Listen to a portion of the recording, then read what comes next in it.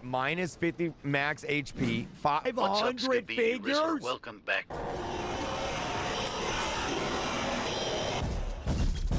Oh! Whoa, that's cool as shit. Yes, it is, my friend, and that's what we call stream integration.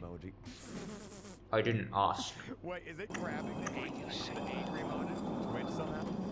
Chat, it didn't charge. Hi, you wanna add this to your game? Yes, right? Okay, then let's go! So, all we have to do is write this piece of code, then run the game. Whoa, bucko. Not so fast, you idiot! You little dummy! What, you think all you have to do is write that? Let's just get to the point of the video. So, how do you get this poll system thing in your game? Well, obviously you would need a way to get messages from a live stream on YouTube. If only there was a way to do that. Oh hey HTTP service. HTTP service allows HTTP requests to be sent from game servers using requesting, getting, and processing. This service allows games to be integrated with third-party web services such as analytics, data storage, remote server configuration, error reporting, advanced applications, or real-time communication. Additionally, you can call subset of both APIs. Okay, so in summary, it allows us to talk to other things from Roblox over the internet, including the YouTube API. Awesome! So, what's an API? Metaphorically, it's like a restaurant menu. It shows a list of different things you can request, and it gives you those things. These different things are shown as API links, which we can put into request async like this and get back information.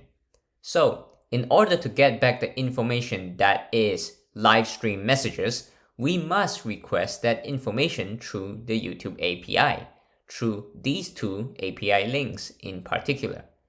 This link gives you something called the live chat ID. If you pass in a video ID of your stream. Video IDs are usually found right here in the link of the video you're watching. Now this other link is how you get back the live messages of a YouTube stream. By passing in the live chat ID, which we just got, and a few more arguments like snippet and auto details, this request will give us back the live stream messages. Now, since a live stream may run for a super long time, this also means a lot of messages are going to be accumulated, and YouTube isn't going to waste resources on delivering like 50 million letters worth of text every time you ask for it. So that's why you need to pass in the page token parameter, which tells YouTube where to continue from. So it only sends you new messages since your last request, instead of resending everything again and again.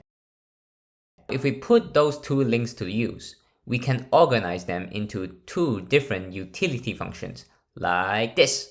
So what we have here is two utility functions at the top, which deals with the API requests, and then the main runtime code at the bottom here. I will be putting this code in the GitHub repository at the description, so you can head over there and check it out all in your own time. I got some random streamer's live stream video ID and used it here to demonstrate the code. I've also added a blocker variable called ditchInitial over here. DitchInitial, when you read the code closely, will discard the first request and update the page token to the newest one.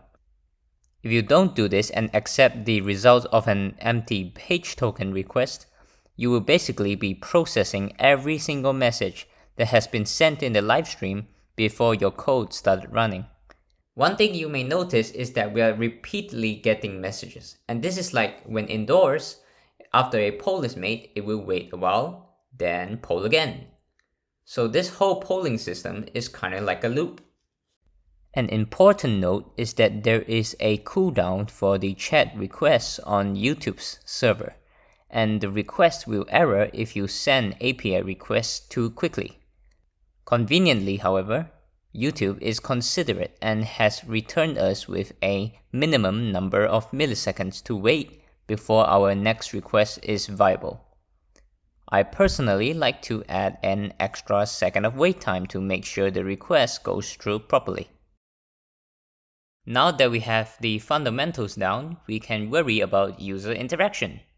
I will be doing the doors approach, where you input a stream URL or its video ID into a text box. Then a trigger like this button will submit your confirmation. Then the poll will start running. Let's make the GUI. Then hook up some remote events from the client to the server. When the button is pressed, the remote event will send the input to the server side, and then start running this code polling thread. Of course, any errors will stop this thread.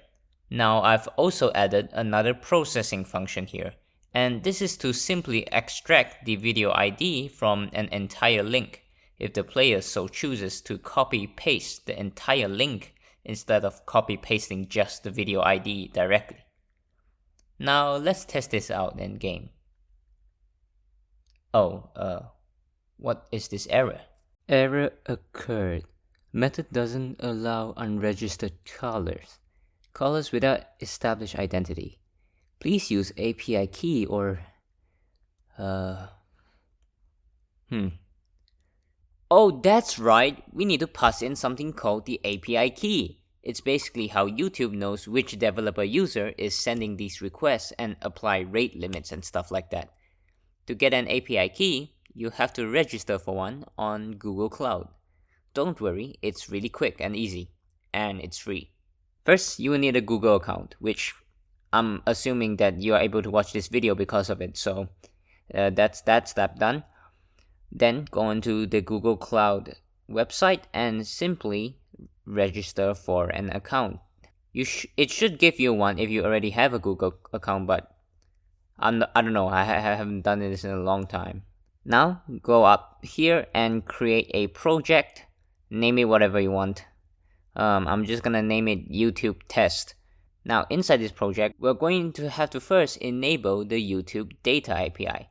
So head over there and search up YouTube data API.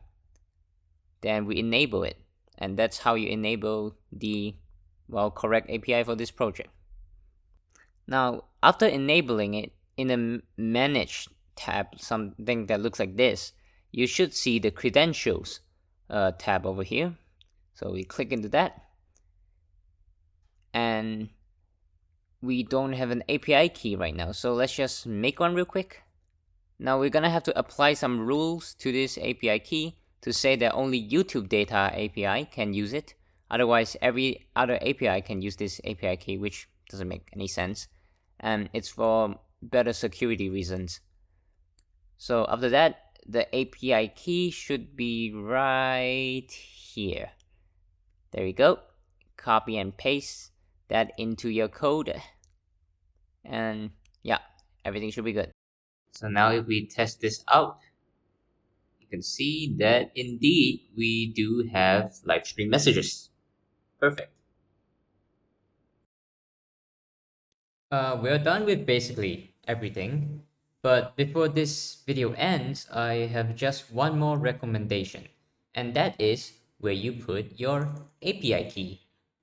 Now, putting your API key like this in a variable is kind of unsafe. Yes, players won't be able to read your server scripts, but generally, you should be the only one who knows the API keys. So if you allow other developers to collaborate on making your game, especially when you hire them, they have access to your API key, which I would not recommend, because generally you should be the only one that knows your API key. Now, luckily for us, Roblox has this thing called secrets. And basically what secrets are is they allow you to store a piece of information, which in this case, your API key, in a secure location. Now that secure location is either locally in your machine, or for the live game, I think they store it in some sort of cloud-based storage. I'm not too sure about that. I'm not an expert on that stuff. All I do know is it's a secure place where you're supposed to store stuff, like the API key, which, as you can see, even shows it here in the documentation page, which is kind of convenient. Now, the cool thing is, once you store your API key in a secret, as it says here, it cannot be printed or even logged into your Roblox Studio console, which means you can't print it out here. So it actually is super secret and nobody but you will know your API key, which I guess is kind of the whole point of this. Now to set up your API key, head over to your game settings. And I believe it is under the security tab, and there we go. Local secrets. Now I actually made it already, but I'm just gonna delete it to show you how it's done. So you basically just press create and you have a new secret. Now edit it, and I'll call it simply API key here. And here is where you would paste your API key. So it's right there, it's in there now. So just press save. Now how you get it is you simply replace this variable with a, well, secret. So what we'll do is we'll get rid of this string right here, which is super unsafe, and do HTTP service get secret and type it with the name of the secret that you put. Now, obviously a secret is not a string, which is how Roblox is able to, stop it from being printed in the output here. So you have to use the secret functions to append it to here. Now, obviously we have the API key appended to the end of this URL here, so we can get rid of that. And then all we have to do is do API key, which is now a secret, and then we'll do the add prefix. Yeah, there we go, the add prefix function. So that means that the API key is gonna be at the end, and this is gonna be at the beginning, this string right here. And we'll do this for the function right down below as well. There we go. Let's just get rid of this API key, super unsafe, brackets, and yep. And it should be safe now. Now, we're gonna test this again, and I'm actually gonna right here try and do print API key, just to show you how inaccessible or inaccessible, whatever, a secret is. So let's run this test again. I'm gonna use the same stream by kaupenjoe that I used just now, and we'll do submit. And as you can see, when we try to register and print a secret, it just says secret API key. It only prints this object. It doesn't print what the API key actually is, which means that, yeah, we've successfully kept the API key a secret. Which makes sense. And now let's wait a while for some chatters in. Yep, there we go. Yeah, and it works. The URL works. Good job.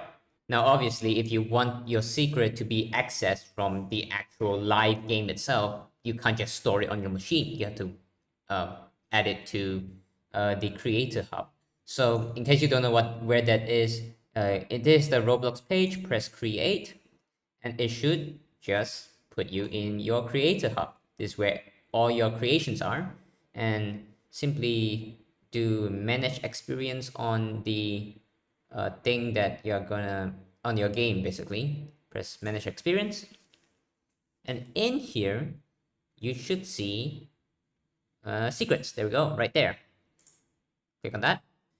Just click on create secret, and here simply write the same name as your code, as the name that you put on your code, and as usual paste your API key right there. Domain we just leave empty for now, and we can just do create.